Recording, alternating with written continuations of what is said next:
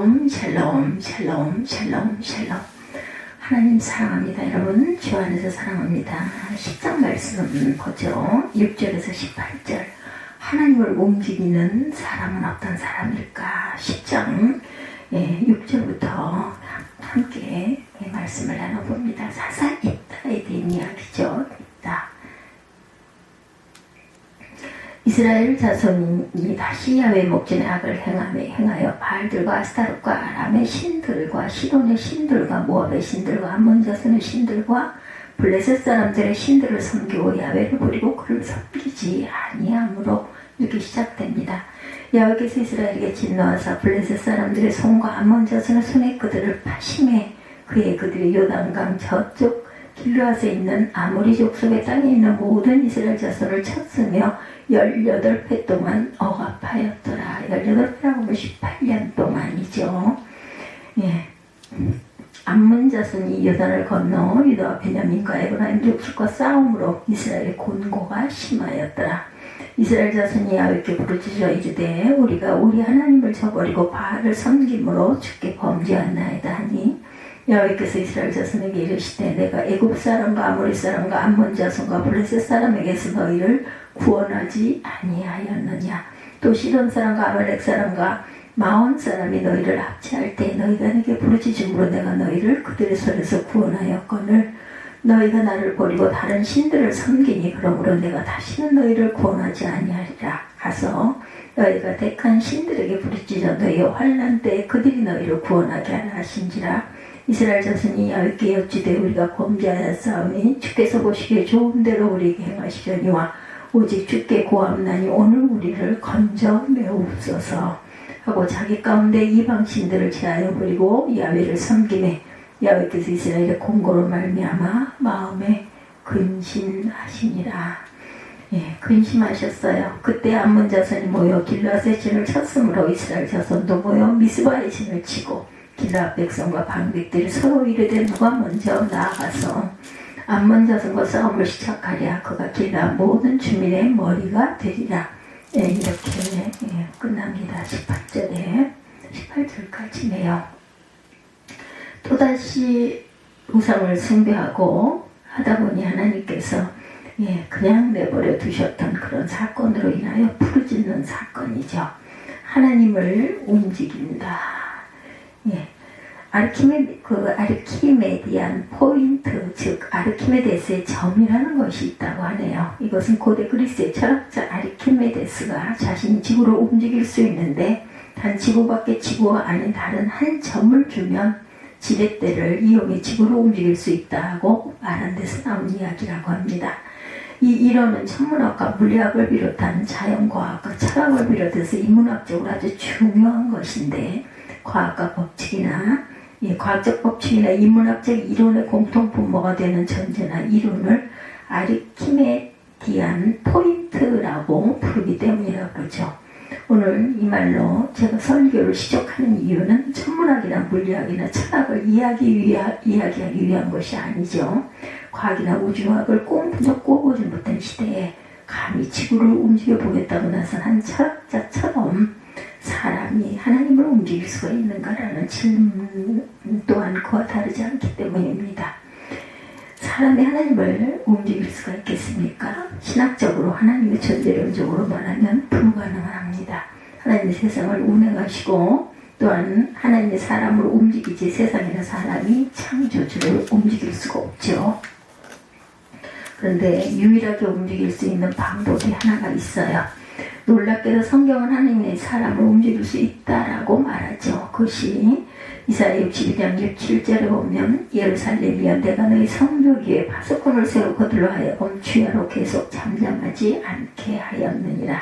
너희 야훼로 기억하시게 하는 자들아 너희는 쉬지 말며 또 야훼께서 예루살렘을 세워 세상에서 찬송을 받게 하시기까지 그로 쉬지 못하게 하라. 이렇게 말씀하시고 계세요. 예루살렘의 영적인 파수꾼으로 세워진 자들이 그 사명이 야훼께서 쉬지 못하도록 지속적으로 기도하는 일, 간구하는 일이다. 그들은 하나님께서 주신 약속을 기억하게 하면서 그 약속대로 자기 백성들을 구원해달라고 간구합니다. 무슨 말이에요? 파수꾼들은 하나님께서 기도에 응답하시고 예루살렘을 다시 세우시기까지 온 세상 모든 사람들로부터 칭송을 받으시기까지 하나님이 쉬지 못하시도록 자신들이 먼저 쉬지 않는 직책을 부여받았다라는 것이죠. 예, 다른 사람을 쉬지 못하게 하는 것은 예의에 어긋나는 일입니다. 그렇지만 자신이 너무나 절박하면 어쩔 수가 없다. 예수님도 불의한 재판관의 비유를 드시면서 과거의 간절한 기도를 칭찬하셨어요. 야곱도 하나님과 싸워 이겼다는 말을 들을 정도로 죽도록 매달렸죠. 이런 성경 본문들과 예들 때문에 기도의 사람이라 불리는 바운즈는 말합니다. 기도는 하나님을 일하시게 만든다. 이렇게 말해요. 하나님은 우리가 기도하는 대로 역사하실 것을 작정하셨기 때문이라는 거죠. 결국 사람이, 성도가 하나님을 움직일 수 있다는 거예요. 오늘 본문에 하나님을 움직인 이야기가 나오죠. 따라서 저와 여러분에게 아주 중요한 말씀입니다. 우리에게도 하나님을 움직일 일들이, 기도 제목들이 많기 때문입니다. 그렇다면 오늘 본문의 사람들은 어떻게 하나님을 움직였을까요?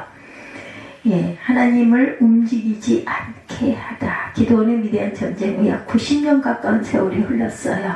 기도원 이후 그의 아들 아비멜렉이 스스로 왕이 되었다. 비극적으로 죽은 일이 있었고 그 후 길르앗 사람 둘라가 사사가 되어 23년 동안 이스라엘을 다스리면서 이스라엘을 보호했죠. 이어서 길르앗 사람 야일이 사사가 되어 22년 동안 이스라엘을 다스립니다.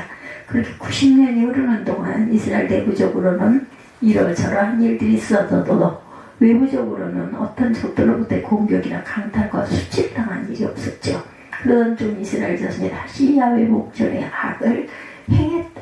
6절에 이렇게 시작을 하죠. 사사기가 말하는 야훼 목전에서 행한 악은 우상 숭배입니다. 그런데 당시 사람들의 우상 숭배는 생각보다 정도가 아주 심해요. 먼저 그들은 바알과 아스타롯을 섬겼다라고 6절에 증거하죠. 바알과라는 말은 가나안 지역의 민족과 지역에 따라 변형된 다양한 모습의 바알 숭배가 있었는데 이것이 이스라엘에도 똑같이 있었다. 아스타롯은 바알의 부인으로 여겨진 여신으로 당시 가나안 사람들의 풍요의 신, 사랑의 신, 전쟁의 신으로 여겨 받들었어요. 이스라엘은 이 여신까지 수입해서 섬깁니다. 또 그들은 아람의 신들을 섬겼는데 아람의 신들은 바알의 다른 이름인 하닷과 태양 여신인 아린나 그리고 목과 그 람몬 등의 신들이라는 것이죠. 그들은 시돈의 신들도 섬기죠. 시돈은 지중해 연안의 항구 도시로서 아스타롯과 에시몬 등을 섬겼다. 아스타롯은 바알의 부인이죠. 아세라롯은 당시 중동 지역에 가장 널리 퍼져 있던 그러한 신 가운데 하나. 또한 그들은 모압의 신들도 섬겼는데 모압의 신은 전쟁의 신인 그모스 대표적입니다. 그리고 암몬 자손들의 신, 암몬 자손들의 그 신은 주신은 몰록, 밀곰, 말감, 이런 그 신들의 이름. 몰록 신은 그모스의 또 다른 변형이라고 하죠. 문제는 몰록과 그모스를 숭배하는 방법이 아주 특이했습니다. 그들은 자신의 아들을 제물로 바쳐서 태워 죽이는 끔찍한 인신 제사를 합니다. 따라서 이스라엘이 몰록과 그모스를 섬겼다는 것은 자신의 자녀를 제물로 바치는 일을 행하고 있었다는 것이죠. 또한 이스라엘은 블레셋 사람들의 신들도 섬겼는데 그 중에 다곤이 대표적입니다. 다곤은 물고기와 사람을 합친 인의 형상의 우상이죠. 이 신은 생산과 번영의 신으로 여겨집니다. 해안가의 신인 다곤이 내륙지방으로 수입되면서 곡식에 풍요를 주는 신으로 변형이 됩니다. 이스라엘 백성들이 가나안 지역의 대표적인 우상인 바알과 아세라를 비롯하여 최소 5개 민족의 신들을 몽땅 수입해서 섬겼어요. 가나안 지역의 민족과 부족들이 어떤 신들을 섬기는지를 보려면 다른 데 갈 필요가 없이 이스라엘에 가는 모든 것을 다 볼 수 있다고 합니다. 그 결과 야훼께서 이스라엘에게 진노하셨다. 6절이죠. 하나님은 당신을 버리고 섬기지 않고 신이랄 수도 없는 우상 숭배에 너무나 깊이 빠져있던 이스라엘에게 진노하셔서 이번에는 블레셋 사람과 암몬 사람들에게 고통을 당하게 합니다. 그런데 지금까지 이스라엘을 괴롭힌 무리들은 주로 이스라엘 내부에 남아있거나 아니면 요단강 동쪽과 그 아래 지역의 사람들이었다. 이번에 이스라엘을 공격해서 정복한 무리들은 이스라엘의 서남쪽, 남쪽 애굽 쪽으로 가다 보면 오른쪽 지중해 연안에 있던 블레셋 족속과 정반대로 요단강 동쪽에 거주하던 암몬 사람들이죠. 무슨 이야기인가 하면 지도에서 볼 수 있듯이 두 민족은 너무나 서로 멀리 떨어져 있어서 거의 만날 일조차 없는 사람들이에요. 거기다가 블레셋 사람들은 그리스에서 바다를 건너온 사람들이고 암몬 사람들은 거슬러 올라가면 이스라엘과 혈연 관계가 있는 사람들입니다. 즉 블레셋과 암몬은 혈연적인 연관성이나 지연적인 연관성이 전혀 없는 민족들이라는 말이죠. 그런데도 이 두 민족이 결탁하여 이스라엘을 괴롭혔다는 것은 무슨 뜻일까? 여기에 답을 하기 전에 또 하나 생각해야 할 것이 있습니다. 이들의 공영 루트를 생각해 봅니다. 블레셋과 암몬이 요단강 저쪽 길르앗에 있는 모든 이스라엘 자손을 18회 동안 억압했다라는 건 18년이나 억압을 합니다. 지도에 있는 것처럼 예루살렘 한층 아래 지중해 쪽에 있던 블레셋이 길르앗으로 올라가서 암몬과 합류하려면 그들은 이스라엘의 허리를 가로질러야 하고 요단강을 건너야 했어요. 즉 이스라엘의 중심부를 휩쓸고 지나가야 했다는 말이죠. 정복자들이 그냥 지나쳐 갔겠는가. 결국 그 말은 블레셋과 암몬이 거주하면서 괴롭힌 요단강 동쪽 지역만 아니라 서쪽 지역까지 짓밟았다라는 뜻입니다. 9절에 암몬 사람의 요단을 건너 유다와 베냐민과 에브라임 족속과 싸움으로 이스라엘의 공고가 심하였더라. 요단강을 중심으로 동쪽과 서쪽 모두 다 블레셋과 암몬 자손들에게 짓밟혀 전체 이스라엘의 공고가 극에 달았다라고 말합니다. 여기서 공고란 포도를 으깨어 즙을 쥐어짜듯 했다라는 뜻입니다. 그들이 그렇게 잔혹하게 이스라엘을 괴롭혔다라는 거죠. 이처럼 블레셋과 암몬이 이스라엘을 18년 동안 괴롭힌 이유는 무엇일까? 이스라엘의 주변 민족의 우상이라는 우상을 모조리 수입해서 섬김으로 우상 숭배에 빠져서 허우역거릴 때 평상시 같으면 대적도 안 되고 서로 연결점이라고는 하나도 없는 사람들까지 이스라엘의 대적이 되어 괴롭혔다는 것이 증거가 됩니다. 이 점은 사사기가 계속적으로 언급하는 것 중에 하나예요. 하나님의 백성이 하나님과 말씀과 예배와 신앙의 정도로부터 떠나면 평상시 같으면 전혀 문제가 되지 않은 일이지만 그런 사람 혹은 심지어 30년이나 지난 과거의 일까지도 가시가 되고 몰모가 되어서 괴롭힌다는 것을 계속적으로 반복해서 말하고 있습니다. 블레셋과 암몬이 연합하여 이스라엘을 괴롭힌 일도 그와 다르지 않다라는 것이죠. 그리고 무엇보다 중요한 것은 이스라엘이 고통을 당한 18년은 하나님께서 동작 그만 하셔서 침묵하고 계신다라는 뜻입니다. 그 이유가 이스라엘이 하나님을 버리고 우상에 빠졌기 때문이다. 성도가 죄와 악을 행하면 하나님이 침묵하세요. 그보다 더한 고통은 없습니다. 그것을 보여주는 이스라엘의 고통의 세월을 보면서 하나님을 침묵하게 만들지 않기를 소원하는 저와 여러분이 되시기 바랍니다. 세 번째, 하나님을 움직였어요. 18년이나 지속된 공고의 세월, 즉 블레셋과 암몬의 지독한 괴롭힘 끝에 이스라엘은 비로소 정신을 차리고 이스라엘 백성들의 모습은 양상이 조금 달라져. 10절에 이스라엘 자손이 야훼께 부르짖어 이르되 우리가 우리 하나님을 버리고 바알들을 섬김으로 주께 범죄하였나이다. 이전까지는 고통이 너무나 심한 나머지 단지 야훼께 부르짖는 것이 전부였는데 이번에는 자신들의 구체적인 죄까지 언급하면서 하나님께 부르짖어 구한다는 점이 변한 점입니다. 그래서 하나님은 당신께서 애굽, 아모리, 암몬, 블레셋 사람들에게서 이스라엘을 구하셨고 시돈, 아말렉, 마온 사람들이 압제할 때 그들의 손에서도 이스라엘을 구해내었는데 어떻게 그런 하나님을 버리고 패자들의 신 헛된 우상을 섬길 수 있단 말이냐라고 한탄하시죠. 11절과 13절, 11절부터 13절 내용입니다. 그러므로 내가 다시는 너희를 권하지 아니하리라. 이렇게 딱 잘라 거절하십니다. 내 말씀을 행하면 그대로 이스라엘을 구하지 않겠다는 말씀이 아니고 이스라엘의 우상 숭배가 얼마나 극심했는지를 그들로부터 깨닫도록 하기 위한 말씀이었다. 저희가 잘못했어요 하면 그래 알았다 라고 간단하게 끝날 정도가 아니었다라는 거죠. 그들의 죄는 그 정도로 지나쳐서 쉽게 돌이킬 수가 없다. 그래서 이스라엘은 다시 한번 회개하며 하나님께 부르짖습니다. 우리가 범죄하여 싸운 이 주께서 보시기에 좋은 대로 우리에게 행하시려니와 오직 주께 구하옵나니 오늘 우리를 건져 주옵소서. 이것은 이스라엘 백성들이 전심으로 죄악을 회개한다는 뜻과 하나님의 뜻을 자기들로 바꿀 수 없다는 것을 인정한다는 의미예요. 예, 이 부분이 정말 마음에 여러분들 동감 스며드시지 않습니까? 자신들과 자신의 죄에 대한 분명한 깨달음, 하나님의 주권에 대한 인정과 순복이 있습니다.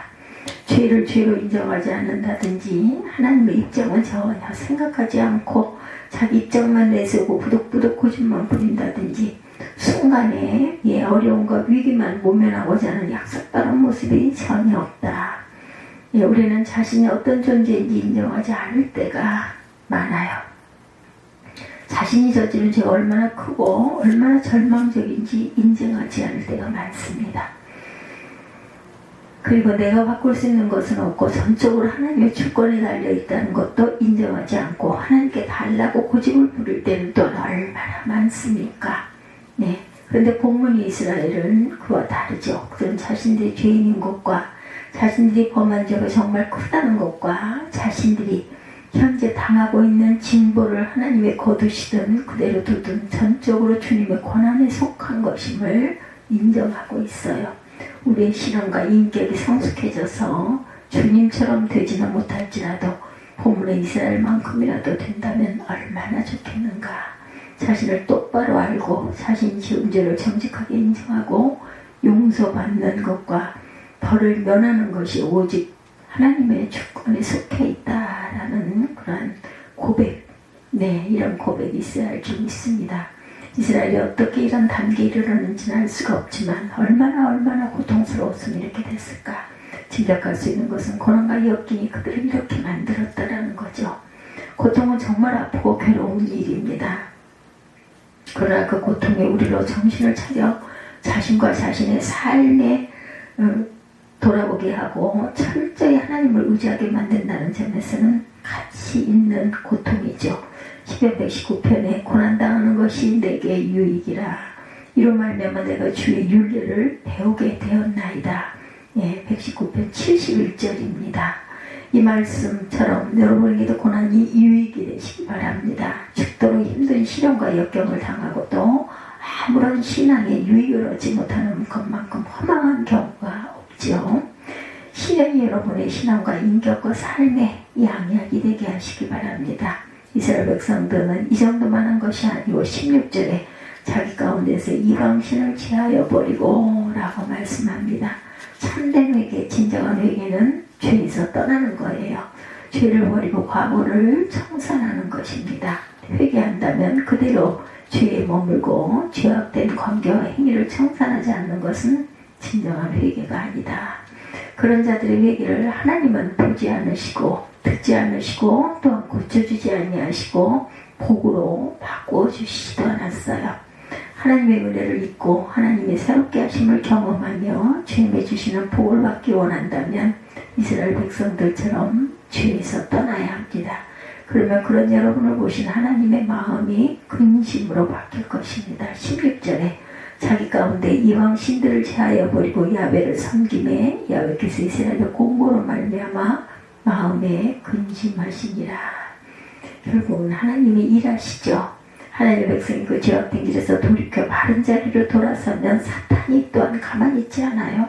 이스라엘이 모처럼 하나님을 향해 회개하고 바른 모습을 보이자 느닷없이 암몬 자손이 길앗에 진을 치고 전쟁을 선포합니다. 17절에 보면 지금 지도에 나타나 있는 것처럼 암몬 중에서 엄청난 규모의 군사를 일으켜 먼 거리를 이동한 것이 아니고 자신들과 가까운 거리로 군사를 이동하여 전쟁에 위협을 준 것이죠.